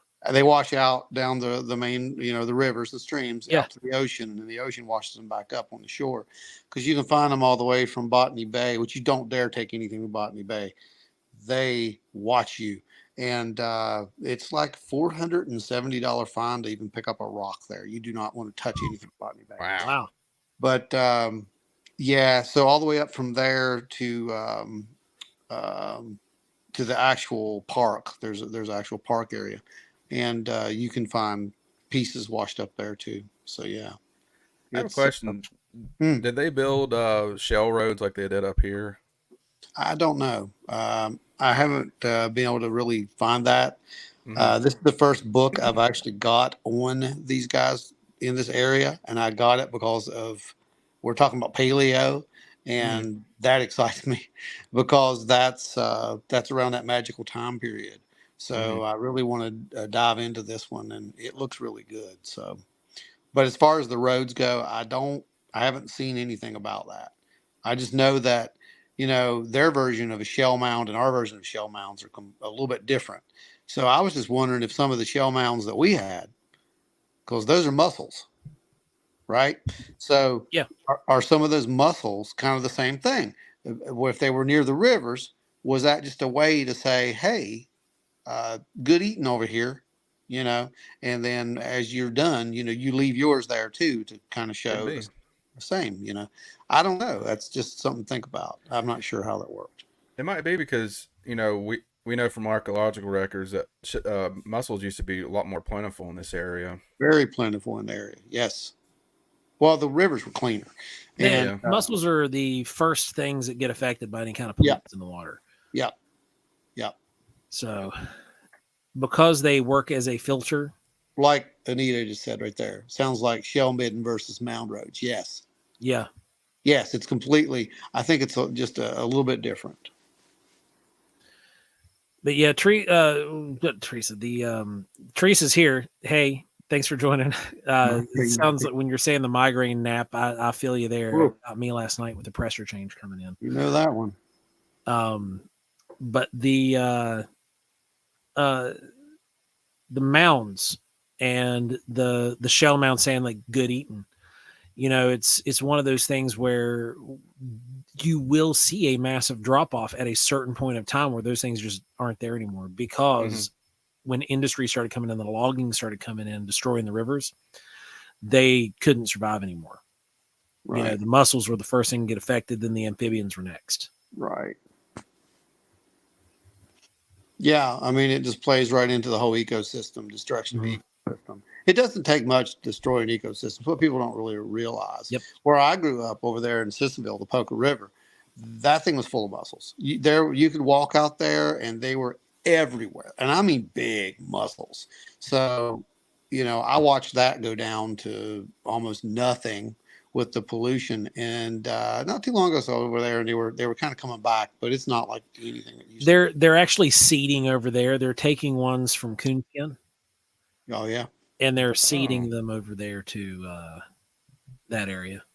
I mean, They grow. I will tell you this. You know, they used to be able. Remember back in the aquarium days, you could buy freshwater mussels. Yep. And put them in your aquariums, and they work. I mean, they're amazing at cleaning the water. The problem is when they clean the water so much, They die.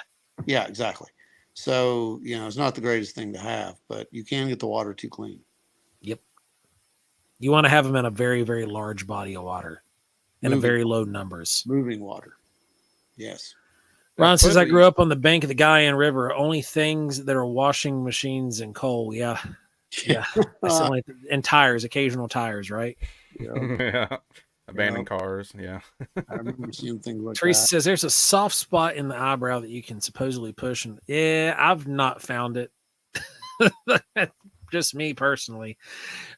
Teresa, though, Ryan had a good question, and you're the person that would know the answer for that for sure.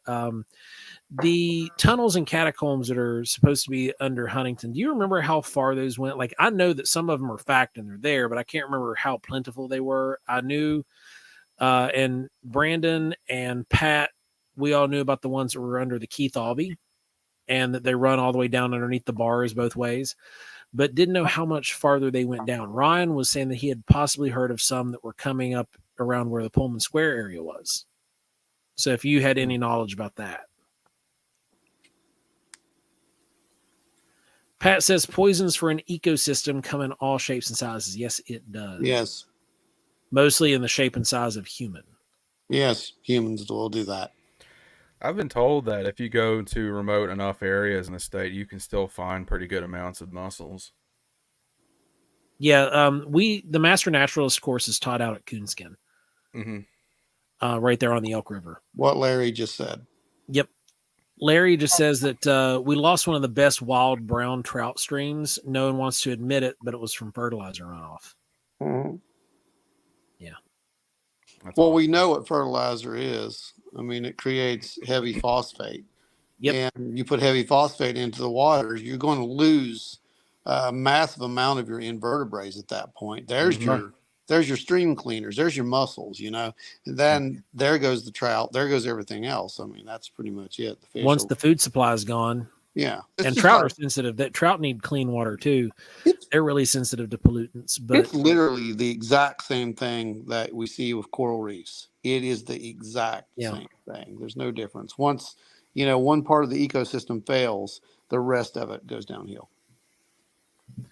Teresa says most of them are not really tunnels, but were old sewer systems that were either blocked off or flooded. The Joseph Plantain article in Huntington Quarterly, have it transcribed on my blog that has more info. Okay, yeah, we'll go check that one out. Now, again, that goes back to, I knew a lot of them were old sewers, but the tunnels under the Keith Albee, those were really neat. Those were the only actual tunnels that I knew of. The others were just from where the sewers went underground and fed out in the river. Anita says, if I don't see salamanders, the water's suspect. Yep. Yeah. Mm-hmm. If you don't see frogs and salamanders, then be questionable. Yeah. Which is amazing when you go out to, you know, the TNT area, right? Yeah. Because it's just this massive ecosystem. It's teeming thriving. with life. Yeah, it's thriving now. That's why I said, you know, it'd be great for you to actually do your, you know, your thing where you point out everything. Because if anyone's ever been on any of our workshops, it's one of the things Joe does is he likes to take you out on this little walk and show you every single thing. And believe me, out there's some really cool things because there's a lot of actual aquatic plants too. Yes. So if we're to get to be there when that's starting to bloom out, that'll be even cooler. Right. Because, that's get up there about. Got to get there. Wait till it's like still having nights in the 50s. You know, those were some really cool plants because we've actually raised some of those plants before. We have, and I need to go get some more. Yeah. So are they still trying to buy coonskin for the airport? Yes. Not necessarily buying as much as it is commandeering. They're not buying it, Brandon. They're just taking it. Yeah. And there's a massive campaign going on right now. Petitions. They've pretty much, you know, I don't know how many they've gone over at this point. They went over their mark for petition. So I don't know what all is going to be happening, but I honestly think that it doesn't matter what they do because there's too much money to be made. And a lot of it's federal money.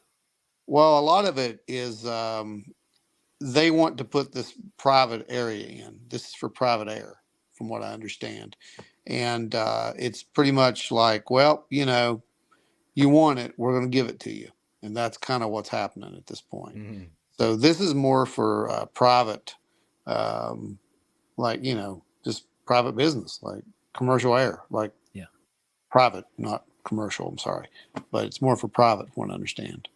I know that they're going to be part of it. I don't know if that's what the whole thing is. I do know that that's what the majority of it is supposed to be. So yeah, they're all against it, as they should be. They're going to bury an entire ecosystem under 300 Yep. feet of earth. I mean, I if know it one was group was anywhere else. one group was trying to find a rare species of animal so they could get that protected. I don't know if they That were ever and successful. there was graves now that have entered it too. They found some graves. I mean, They there's- they don't care about the graves. I know. That's why we went the animal route. Yeah. I'm trying to help them on the animal front because we're it's a species of salamander and a couple species of bat. Once we can prove them, then that's as far as we can go, and then it's up in the air from there. But I've got the toys to find the bats, so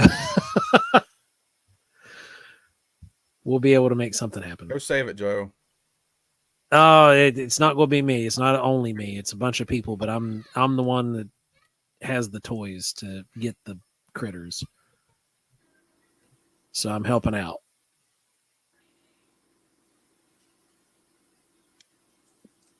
But Well, I think we're just going to call up Mothman and have him go over there and haunt the area. yeah, and make yeah, that there fun. you go.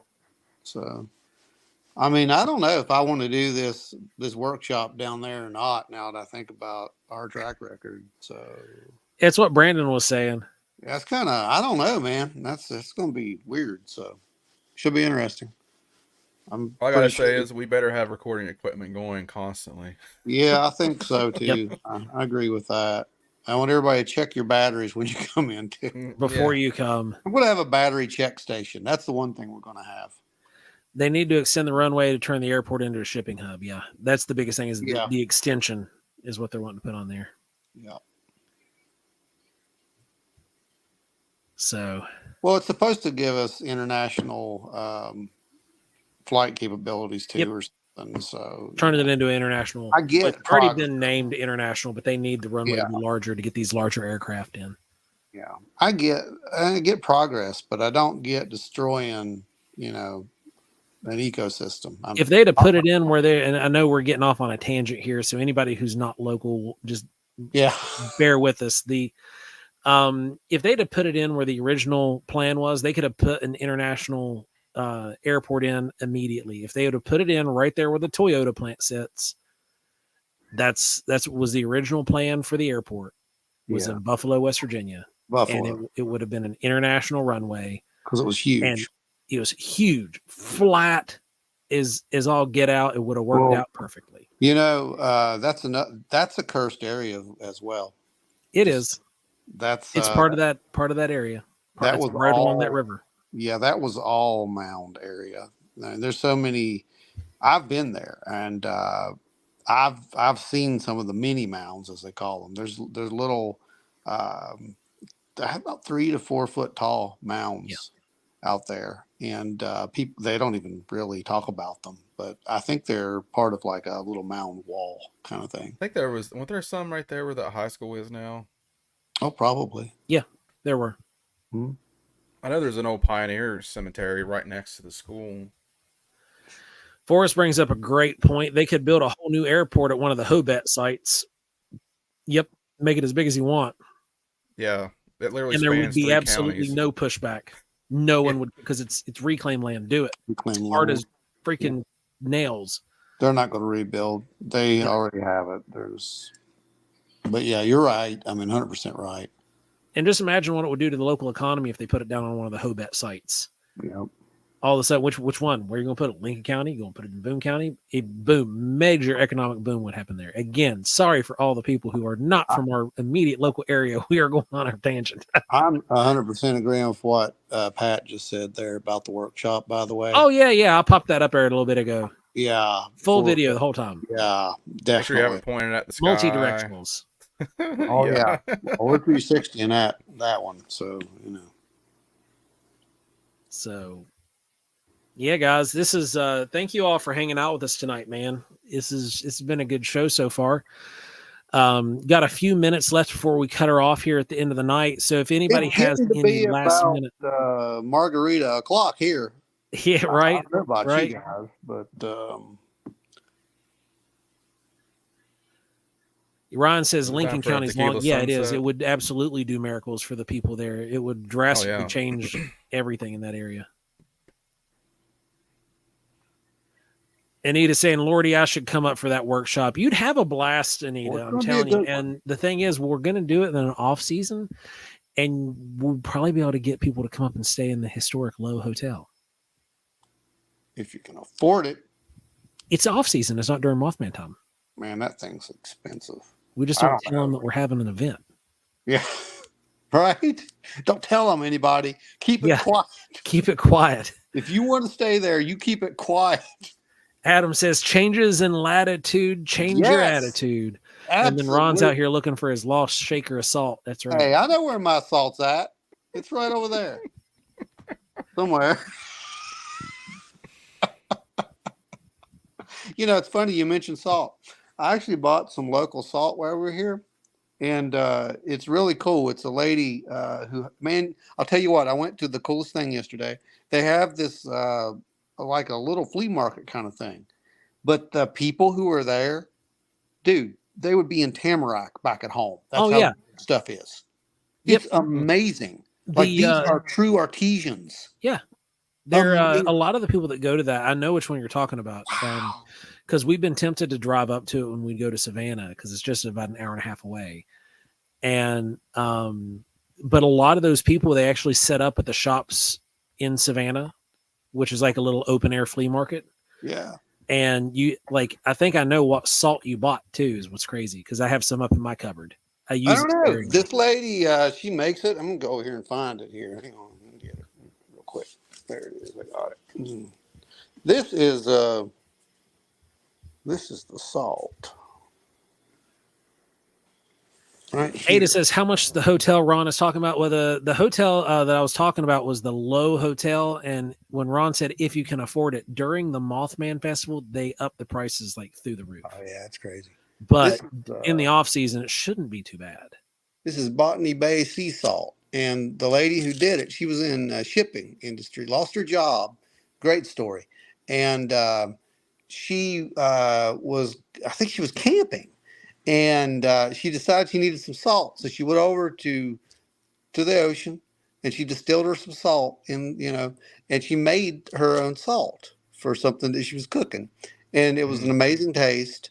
And someone said, "Well, you should do this." So she built a salt farm, and she is the only one actually out there who's doing it right here, right now. And she was the first one to do it since like the 1700s in the area. Yeah. Is this salt right here? Oh, It's really good. God. So if it tells you how many years it's been since I've been down there to get amazing. some, I bought it when is she still selling it in little Ziploc baggies too? No, this Okay. is all like this, or you can buy the big. See, Big when bag. I was buying it off her, I bought it in like what was like a dime bag of Wow. salt. Sir, I swear it's just So- salt. Yep. It's amazing. Is It's what really it good is. stuff. I still have just a little bit left. I only use it on my deer meat. We got the smoked, which is just amazing. So yeah, it's good stuff. Anita says if there's a place to stay, then heck yeah. Oh yeah, there's plenty of places up in that area to stay that will be within 15 minutes of the workshop area. What did Teresa says I stayed in the Low. Wink. If you know, you know. Yeah, there's yep. I'm familiar. I remember when you stayed there. At least one of the times. I think you've been there once, right? Dewey, no, this is an old Mario shirt. It's the star. It's vintage, and I wear this because that's my wife's middle name, so I always do that. So it's the star shirt. Yeah, Dewey, a dime bag, like hard drugs, but salt instead. It's salt, man. Real salt. I thought we were talking about Pantera for a second. Adam Good says you can camp in the TNT area. Yes, you can camp in the TNT area, and that's basically the kind of permit we would have to wind up getting anyway. Mm-hmm. So we'll take care of all that stuff. Yeah, because we'd have to be out there a little after dark, so you know. Oh yeah. Adam says your wife's middle name is Mario. No, Star, actually.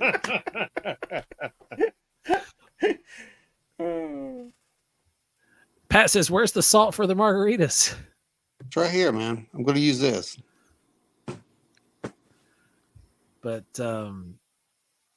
yeah, it's a good time. Been a great time, great show. I think having the event up there is going to be a really good time too. Oh, you guys! Again, it's your show. You're the one who came up with the idea. We just like, you know, This is what we're known for. You guys give us an idea, yeah, sure, we'll run with it. We'll make it happen. We'll make it happen. I mean, you guys funded it tonight, so it's going to happen. Yeah. So there's that. Anita says, "Can you car camp?" I do believe you can. But yeah, we'll make sure it happens. You know, we'll find out. We'll get all the logistics on it and whatnot for you guys. You know, and we'll start getting it out there. So yeah, we'll see. You know, like I said, and I got a feeling there's quite a few of you going to be there. So oh yeah, that'll be a workshop just like the last Bigfoot one. It will sell out quickly, I'm sure. It will sell out extremely quick because we only do like about 20-25 people. Yes, we cap it off so that way it stays personal and we're not getting overstretched. We can manage that kind of group of people with our team. Yeah, it's not, you know, it's fun. It's meant to get you in there and actually learn stuff. So it's really cool. What Adam says, "I've never witnessed Ron smile so much. How many margaritas deep is Ron?" Probably a few. I haven't had any. Not tonight. But that's he saw turtles. Change. That's the effect of turtles. That's turtles, dude. That's turtle power. Cowa freaking bunga. There you go. Dedicated to turtles tonight, guys. That's all. The show is dedicated to turtles. That's right. Everybody, thanks for joining us tonight. All the super chatters who've jumped on and donated to the show, you guys are all absolutely awesome. We appreciate each and every one of you guys. Adam Good. Let me see where's the banner. Let's see. I'm going to roll it. I'm going to scroll that beautiful scrolling banner. Scroll that banner and call those our people out. Oh, which one is it? It's the big long one at the bottom. Oh, at the bottom? Yeah. Scroll down, you'll see it's really, really long.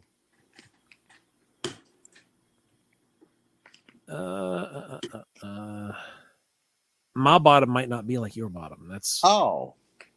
That's where. Do you know what it's called? It's where all the where all the writing is, where all the news stuff was. So I don't remember. Yeah. Well, there is some stuff we need to go in here and clean up, though. I'm seeing that.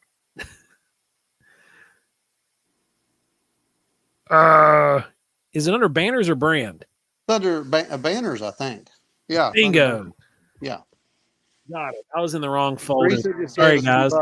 There, so executive producers, we've got Adam Good, Teresa of Teresa's Haunted History of the Tri-State, Dewey Edwards, James Boggs, Spooky Appalachia, Larry Hose, Guitar Chains Craig, Travis Erednick, Jeffrey Steele, Russ Bailey, Chris Coots, Ada Cox, Nancy White, and now Ryan. So, it is great to have you here. Absolutely. And buddy, glad to finally be more than a listener. Man, we appreciate you. We really, really do. And we appreciate everybody else. Like, I understand, like, not everybody's in a position where they can help, like financially help, but what people can do to help out is just share it. Tell people about the show. And all of that, that's another way you can help that is free for you, but it helps us out in a huge way. Yep. It's really beneficial, just as beneficial as what people are doing. We got one here, a late one coming in from the back of the room.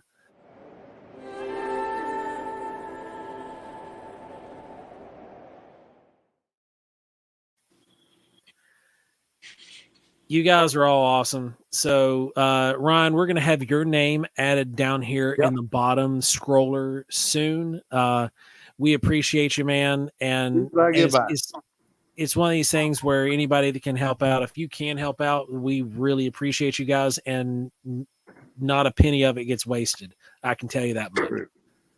Not a penny of it gets wasted or thrown at something frivolous. It's all going towards keeping this show rolling because, doing this show, keeping the equipment up to date, getting all the gear you need, getting stuff to keep the show quality going up at a constant up and never getting stale is it takes finances to do that. And you guys lift that burden off of our families and off of us. And we can't thank you enough. Because it's so awesome that we have supporters who go out of their way to give to us when they could be given to literally anybody else. And we're very thankful. So we really are. So each and every one of you guys, we love and appreciate all of you guys. And I better see a lot of you guys at Flatwoods. Oh yeah. We're looking forward to seeing a lot of you guys in Flatwoods because there's some benefits. You guys get all the inside knowledge going into it. You know where to find it. You know all the stuff before everybody else does. So you guys should be there. Well, here's the thing. We've got that. And smoking turtles. Yeah, we don't do that. So we've got we've got Flatwoods, and you've also got the when I get back, I've got to do the haunted. Where the what is it? The St. Albans gig. Yeah, paranormal discussions thing, and that's getting a lot of what is it, publicity, I should say, at this point. So if you guys are going to be there, get there early because it's going to fill up fast. Dewey says he'll be Encrypted Encounters Tuesday night at 7 Eastern. You guys tune in and check out Deuster over there on that show. Good night, Ada. Thanks for joining and hanging out with us. Everybody out in the chat, thank you guys for hanging out with us tonight. It's been a absolute blast of a show. As always, we look forward to this show every week. Absolutely has. And I'm going to be going off to Margaritaville now. So you guys have a wonderful night, a wonderful evening, and I will see you all next week. See you later on. Well, guys, thank you all for hanging out tonight. It's awesome crowd, awesome group of people that support this show week in and week out and spend this day with us the way you do, religiously almost. Starting a cult yet. So we do worship Bigfoot. Yeah, you're right. The Bigfoot worship. Oh, that one's a hoot. Anyway, thank you guys. If you want to keep supporting Wild and Weird Radio, tell your friends about it. Tell your coworkers about it. Tell somebody that you can't stand about Wild and Weird Radio, and then maybe they'll get wild and weird just like you, and then you can be friends. So if you've had a sighting or any kind of encounter that you would like to report to us, send it over to wildandweirdwv.com. Jump over on the Report a Sighting tab, click it, fill out the little questionnaire, send in your report. If you want to contact us about a show topic, go over to wildandweirdwv@gmail.com. Send in show topic suggestions. This is your show. The live show is all yours. Tell us what you want us to talk about in a couple weeks, and we'll jump on it, and we'll make sure it happens. In the meantime, tomorrow, the new episode drops. It's going to be a rerun. It is the Hopkinsville Goblin anniversary show. So you definitely want to check that out. It's a great show. We've listened to it a couple of times this week just as refresher, because it was a really, really good show. Like, we kind of impressed ourselves with it. And go check out Brandon's book, The Ouija Board Said It Was Hungry. It's on Amazon. You can look it up. Just type in Brandon Wills author and look under books. Go check out. Again, that is The Ouija Board Said It Was Hungry. It is a collection of short horror stories. And trust me, go check it out, guys. You won't regret it. Got it in hard copy and in paperback, right? Yep. Both. Good deal. And ebook. And on ebooks. You can find it on your Kindle or any other devices. So, guys, remember, take care of each other, and stay wild and weird.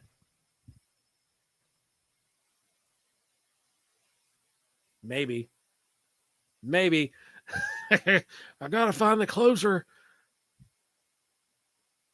Yeah, here we go. All right, everybody, stay wild and weird.